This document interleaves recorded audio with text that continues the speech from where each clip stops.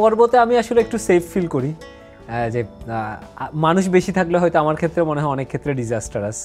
এখানে আমি জানি যে এখানে আর কোনো প্রাণ বাঁচতে পারে না, এবং সেটা একদম মাইক্রো অর্গানিজমের ক্ষেত্রে আরও হায়ার ইয়েতে যদি যাই, উপরের দিকটায় যাই, দেখা যায় 4-4.5 মিটার পর্যন্ত ছোটোখাটো প্রাণী হয়তো দেখা যায়। মারমোট বলে একটা প্রাণী আছে, একটু ইঁদুর সদৃশ প্রাণী, লোমশ প্রাণী,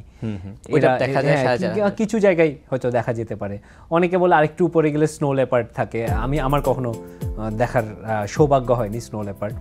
বা আবার ইয়েতি নিয়ে অনেক রহস্য, যে তুষার মানব, ইয়েতি নিয়ে অনেক রহস্য প্রচলিত আছে, কিন্তু এগুলো বেশিরভাগ ক্ষেত্রে আমার মনে হয় যে হয়তো মিথ বলা হয়ে থাকে। যে পূর্ব তিব্বত থেকে শেরপা জনগোষ্ঠী যখন আসে, অনেকে বলে যে তাদের সাথে এইসব মিথও নিয়ে এসছে।